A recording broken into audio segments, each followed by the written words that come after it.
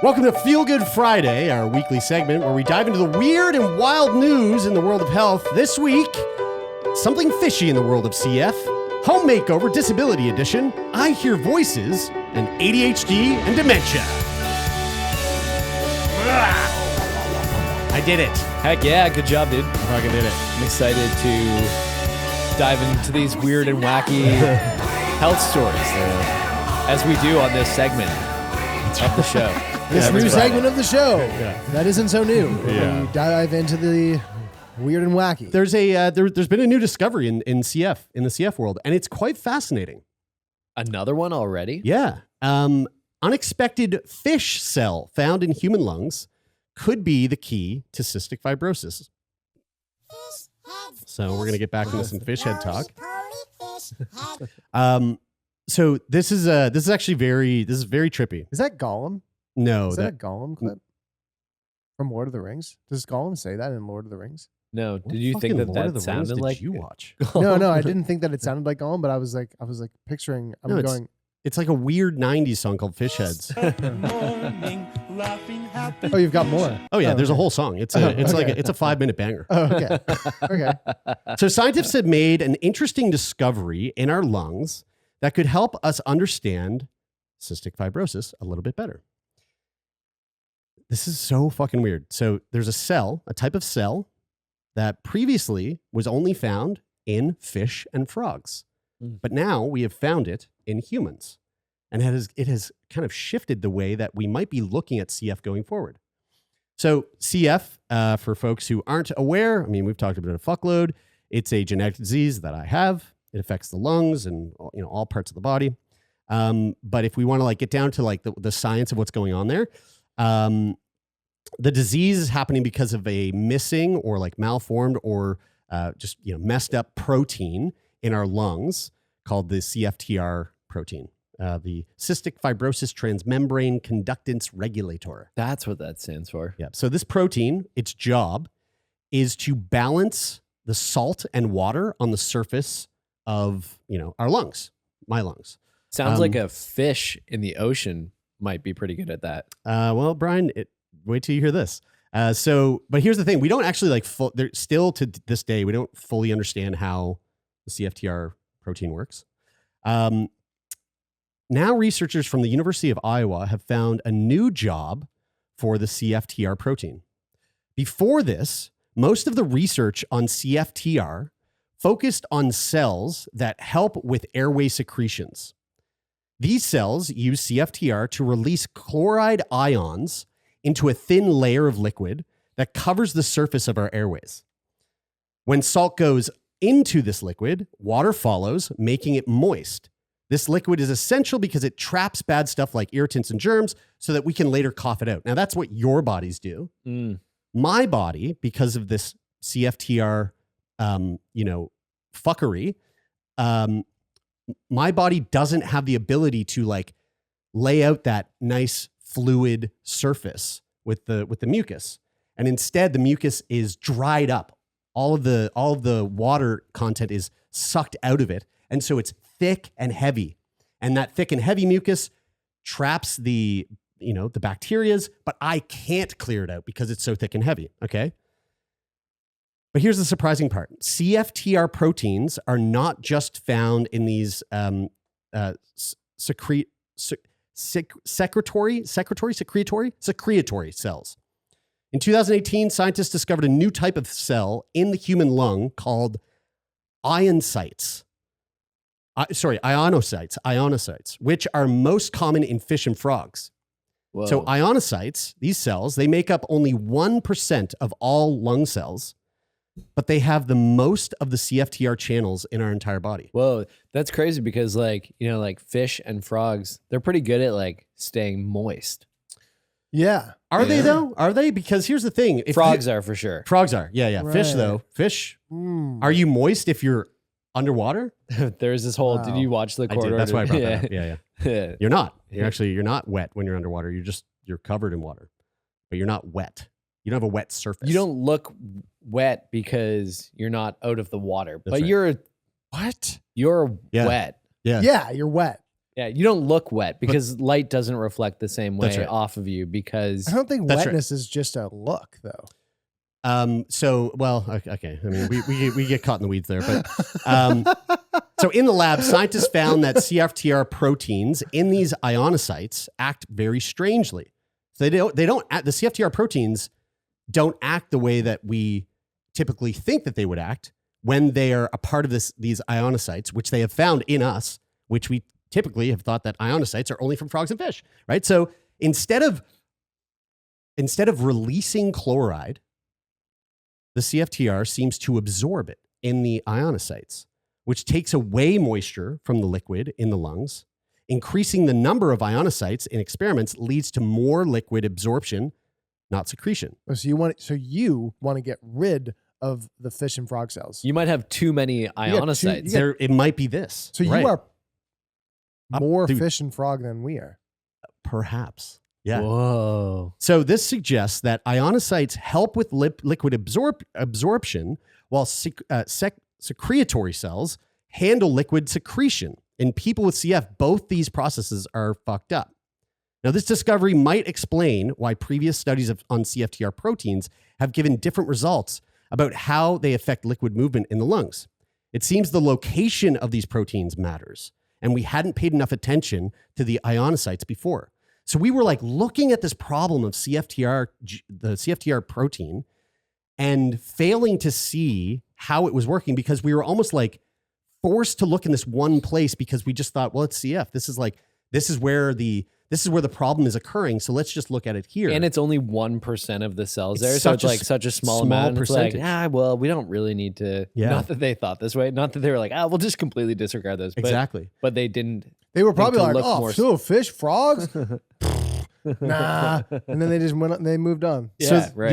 The interesting thing here is like, I mean, this is obviously very early sort of studies, but this could very much like transform something like Trikafta. You know, like the next iteration of Trikafta could be built upon the scaffolding of this study or this realization. Sounds like they solved it. Honestly, Maybe it'll be. Like, Maybe it could be- it'll include a. Maybe it will include some type of. I don't know, like mRNA. Function that kills that like instructs it to kill ionocytes or something. I mean, Okay. Well, that sounds aggressive. That sounds a little. Well, I mean, that's what that's. But maybe we need. I mean, maybe we need some ionocytes. Well, maybe you do. You So know? maybe we tell it to. We just go kill some of them. kill 50% of them or something. Because you obviously That sounds need like eugenics to obviously the need them for- ionocytes. obviously- That sounds like ionocyte eugenics to me. It does, yeah. canceled. You need them for something, obviously. So like they're doing. You don't want to. You're probably right. You probably don't want to get rid of all of them because we Just have need them to get for a rid of reason. some of them. We should get rid of some of them. You have too many of them. Just cover your bases. Don't there. say that again, Don't say Taylor. that. Don't say that. Again. Sorry. But isn't that interesting? So it's like I have more. I don't know. Like, do you think this all came from someone fucking a fish? Wow. I mean, like I wouldn't throw the idea away. It would have to be a big fish. I've got some though. big questions for my dad. Dad, how many fish were you fucking? Who's my real father? It might not be your dad though that you should ask a question. Like it might be your mom that Kingfisher. you want to Could ask. be, yeah, maybe. Yeah, but again, like that's we were talking about wet and what wet looks like and what wet isn't and what wet is, which that all came from a discussion about the CGI behind Little Mermaid, which reminds me of the fact that mermaids possibly exist and maybe one of those sailors actually did follow that sound to the shore, banged that mermaid plopped out a baby, and that baby was the first baby to have a CFTR malformation, and then that person just never got the diarrhea thing that cholera. I think the serious question that we have to ask here though is it easier to fuck a fish or be fucked by a fish? What? I mean, clearly the former. What do you think? Is it easier to get What do you mean? the former of the two options? You think it's easier to get fucked by a fish? No, that's the latter. The former was It's easier to fuck a fish. Yeah. than I feel be fucked uncomfortable. by I feel a fish? uncomfortable. But Well, yes. I would disagree. I also would disagree too. I mean, take a fish, shove it up your ass, dude. That fish is fucking you. Yeah, totally. No, I don't think that's. No, I think that's a. All right, because Taylor only views fucking as penis and vagina. No, Yeah, no. right, You're what's wrong with the fucking world today, dude. I don't even think this fish toxic ass masculinity is fucking a problem. Can you Google fish? Can you Google fish penis? Like, do fishes have penises? Oh, I'm sure they got beautiful. I don't think if you penises. stick a whole fish in your ass and just because it has a penis, dude, look at that! Look at that fucking fish. I don't think hog. it's technically. That's a nice piece. You. Whoa. Yeah. What it's actually called a penis fish. So if you stuck this in your ass, you're getting fucked by a fish. Yeah, I mean that whole fish is fish penis. looks like my penis, really wet and wrinkly from being under the water for too long. Wait a not minute. But it's not wet because it's under the water. Wait, that's not a fish penis. That's a penis fish. That is a penis fish. Dude, holy shit. This thing is, oh no, that's just the underside of a fish, which looks like the underside of my penis. Wow, this is really interesting. I love this podcast, guys. Guys, we are way off. We are way off the rails. I think we're asking the questions that matter most right now. That's right. Thank you.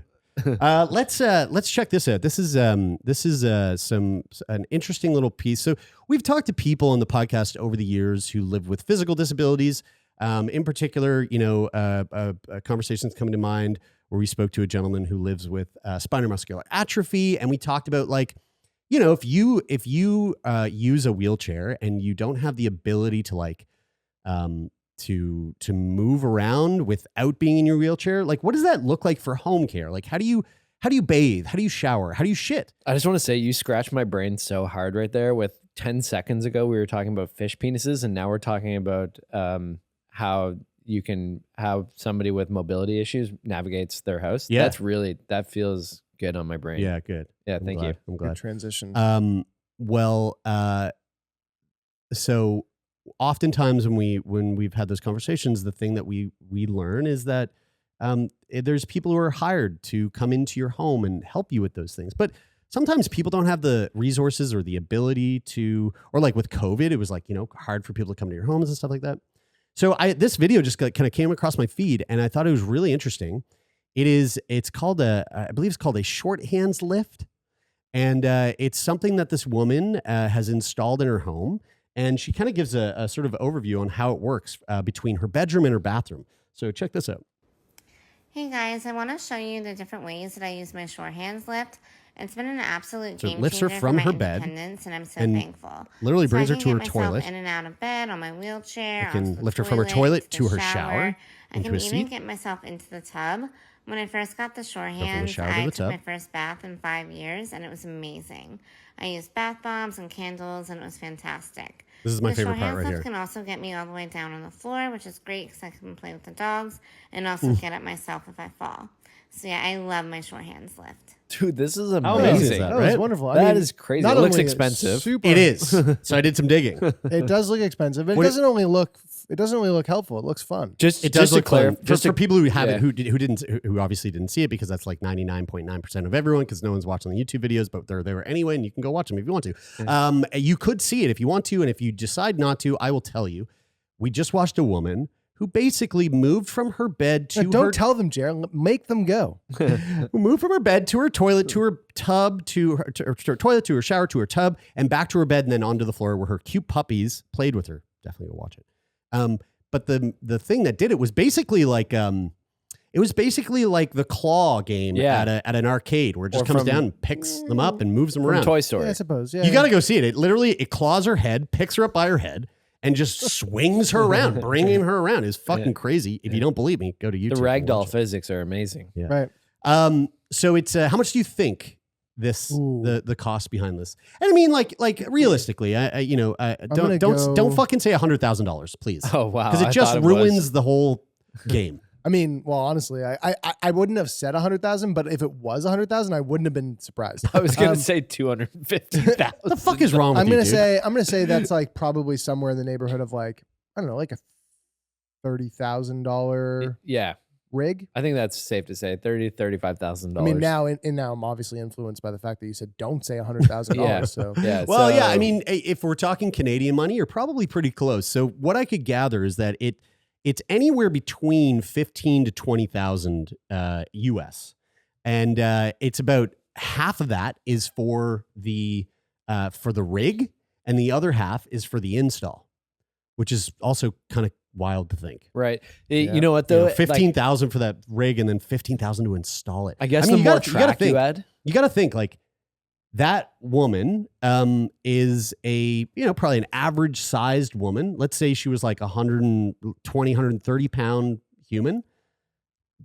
I mean, that's like to put that in a home. I just feel like there's probably a lot of sort of like architectural fuckery that's got to go into that, depending on the person, depending on the weight of the person, like for sure. I don't know. For sure. You don't think so? No, I know that. I mean, depends on how the house is made, but not really. I mean, that like the way that everything's structured, things should most places in the house, there might be like a couple sections of the house, like, oh, this we need to put a support here because of XYZ reason. But like for the most part, studs and everything should be able to support a lot of weight. But you would likely have to consult with an architectural engineer before putting something like that in your house.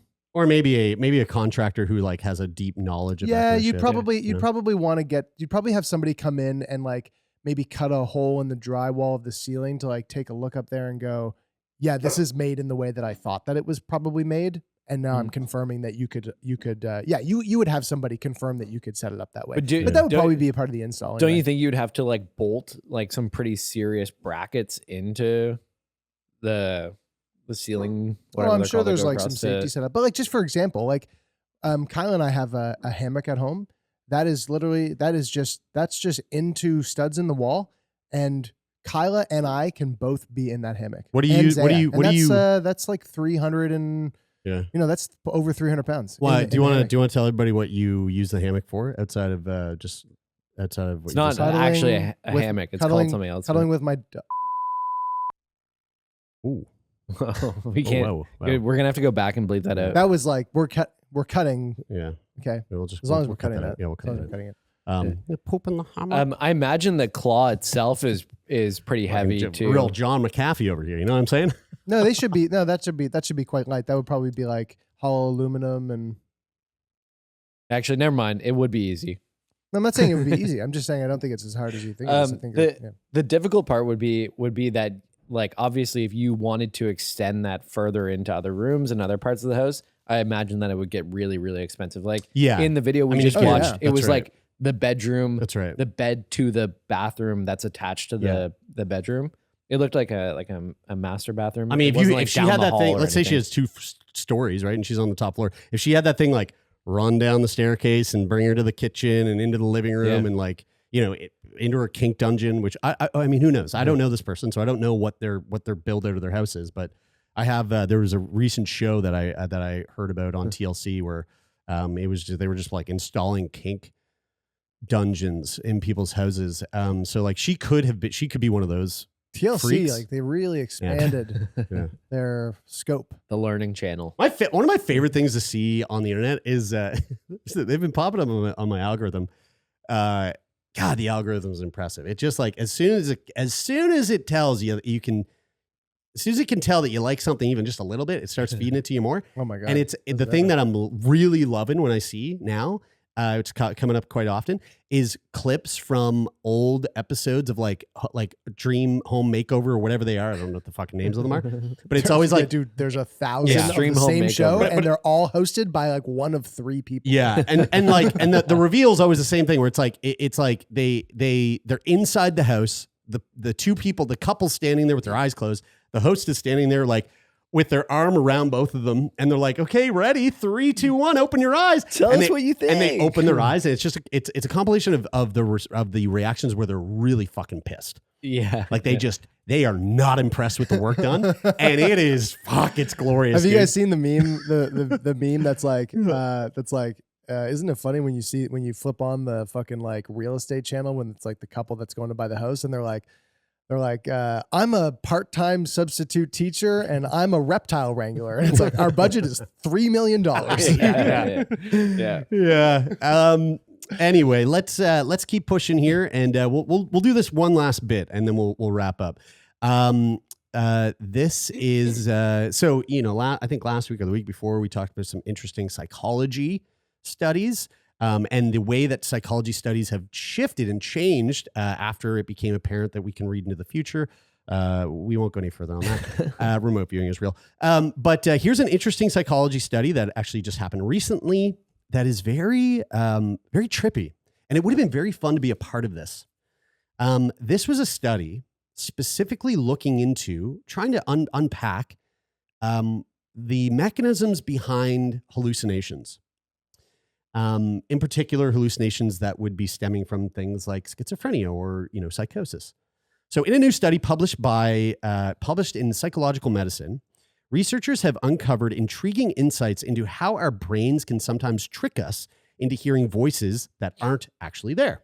Ooh. The research team demonstrated that a robotically assisted experimental procedure is able to induce auditory verbal hallucinations in healthy individuals. Whoa, that's trippy. Yes. And I don't know how they piece this together. The but robot force feeds them psilocybin, and then, all of a sudden they have hallucinations. So here's a breakdown of the experimental procedure. They break it down into 3 different blocks, and all these blocks are essential to like put this all together. So the first block is called sensory motor blocks, the assessment of illusory effects.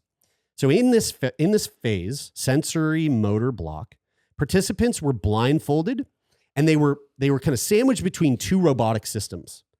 So they have a robot in the front, robot in the back.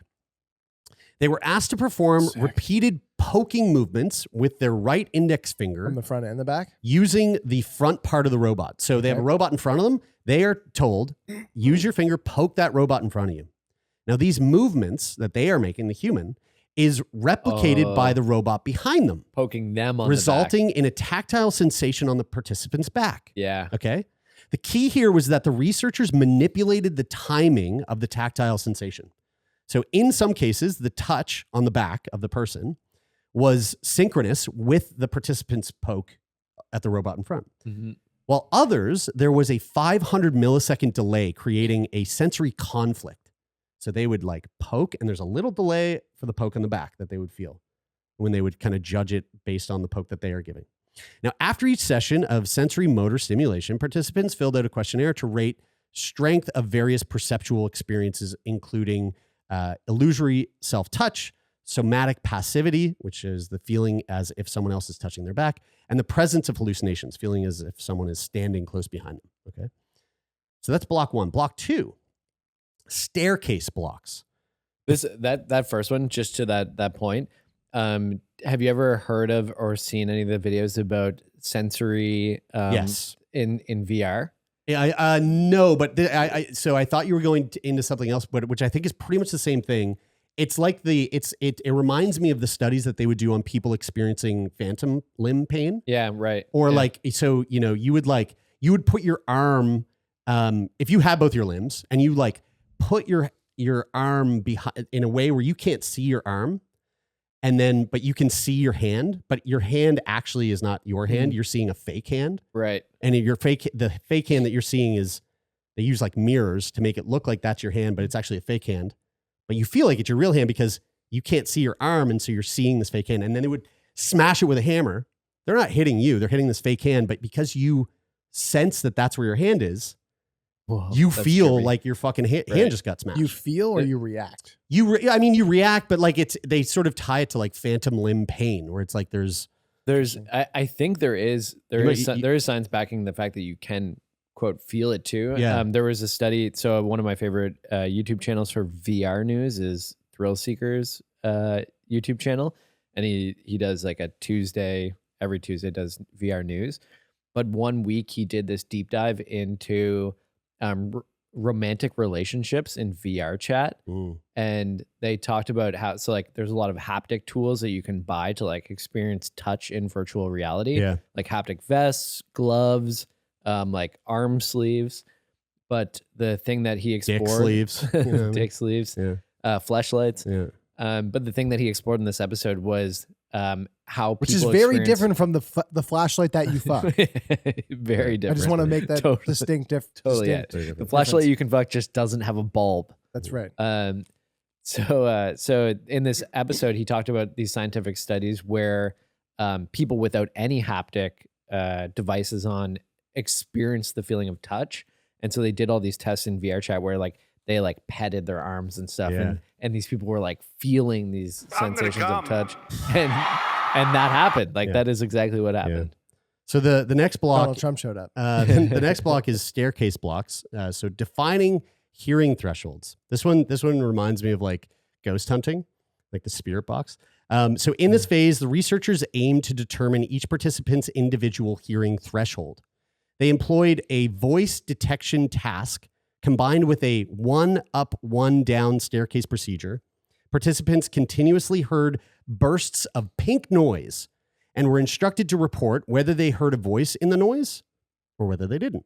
What is pink noise? It's similar to like white noise or brown noise. They're different. They're different frequencies of a static noise. So like white noise is like it's like the classic like shh, but like brown noise is like a I think brown noise is more like a not quite. It would be like a sort of Okay. but it's like frequency of like static noise. Okay. So like people use like brown noise or maybe even pink noise for like to help you sleep or something like that, right?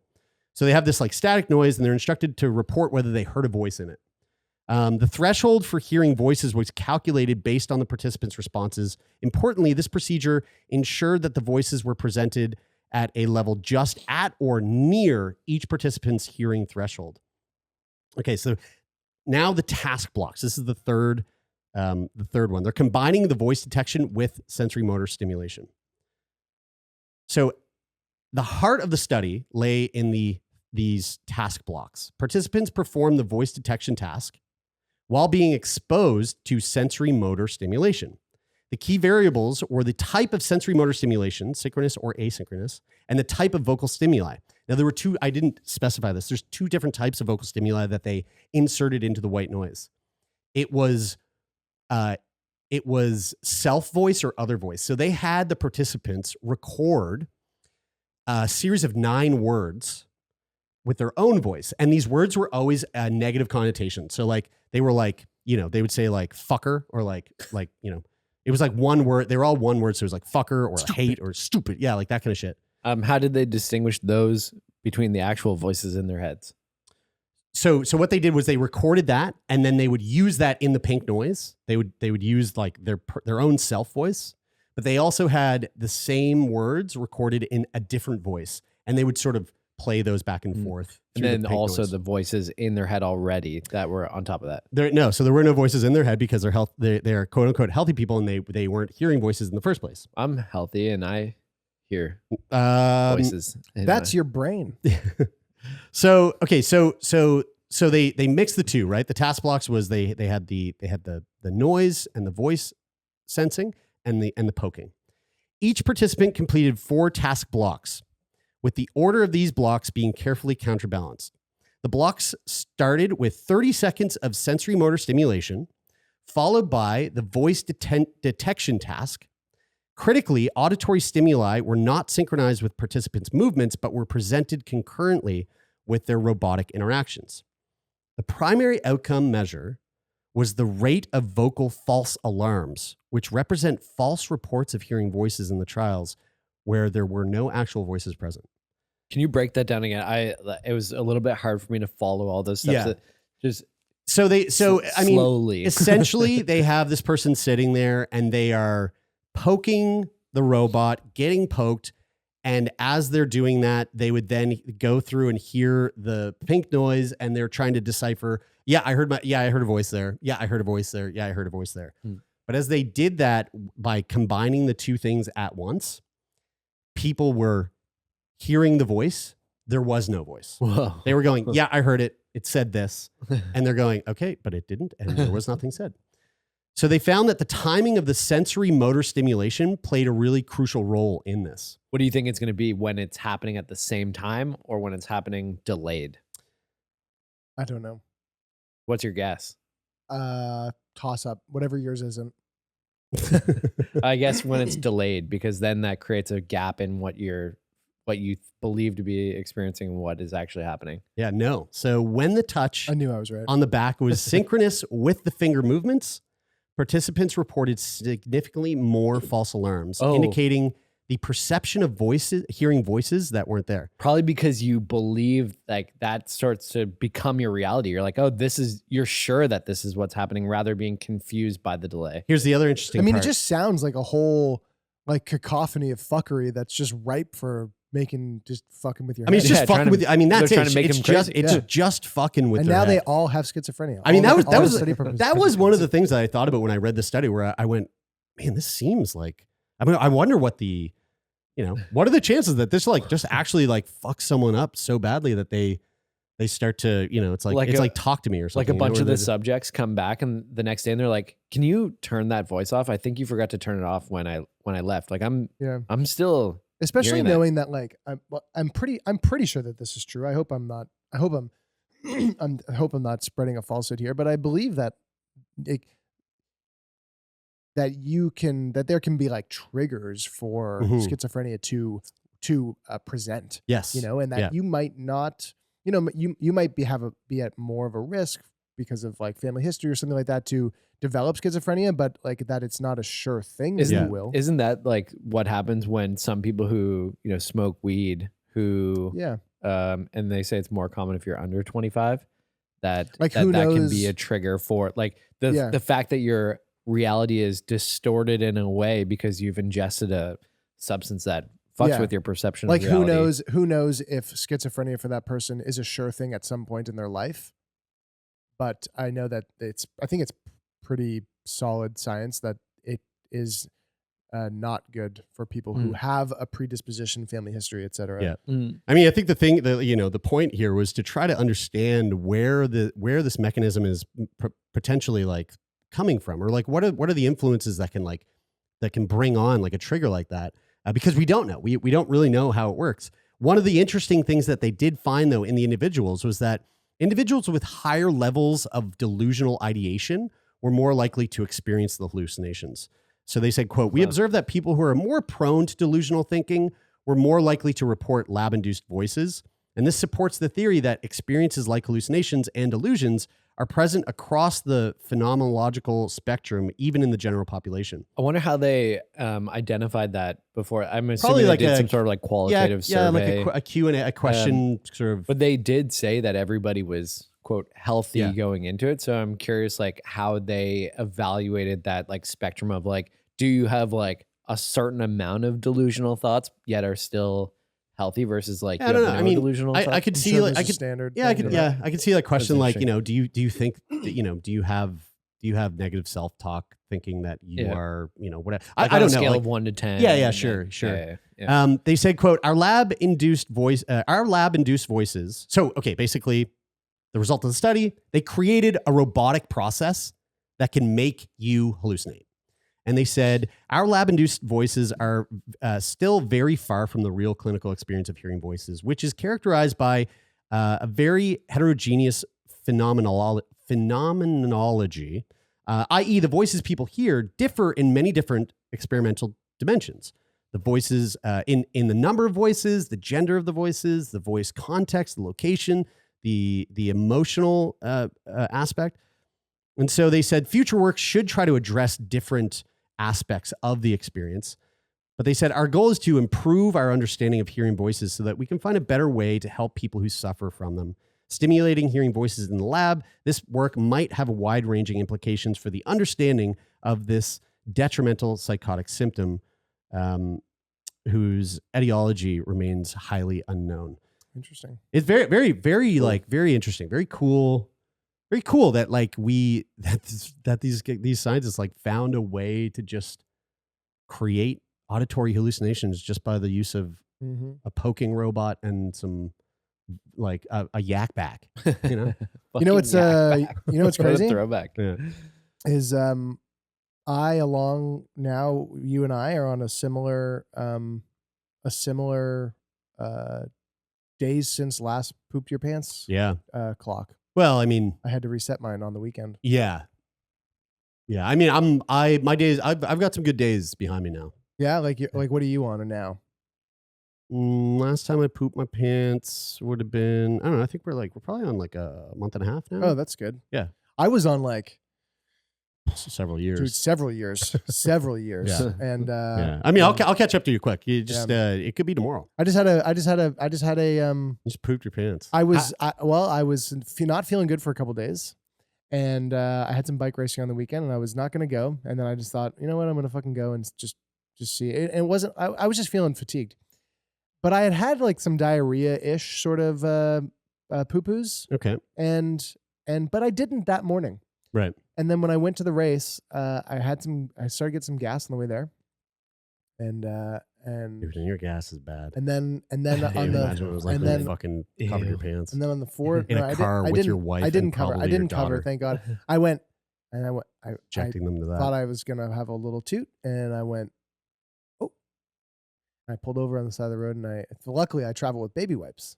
Oh yeah. everywhere Oh I go. nice. So Sweet. Oh, that is a benefit of having a so yeah. child. Yeah. I You should buy some. I had close calls Very helpful. last week when I had diarrhea and farted a couple times, and I was like, oh shit, that could have been, and then I checked and it wasn't. nice. So I empathize with you. Yeah. That's why I'm sharing Oh, that. that's good. Yeah, we're doing Okay. God's work here. You know, we're normalizing shit in your pants as a grown ass adult. So you're not alone out there because we Yeah. know each and every one of you struggle with this every single day, just like me. It's I also still, and I helpful- still race. I still did all my responsibilities That's like right. a big boy. Yeah. It's helpful as we approach middle age to talk about this more, so that as it becomes more common for Yeah, us, so that when it we becomes go more to normal. fucking Shoppers and actually buy diapers, Mm-hmm.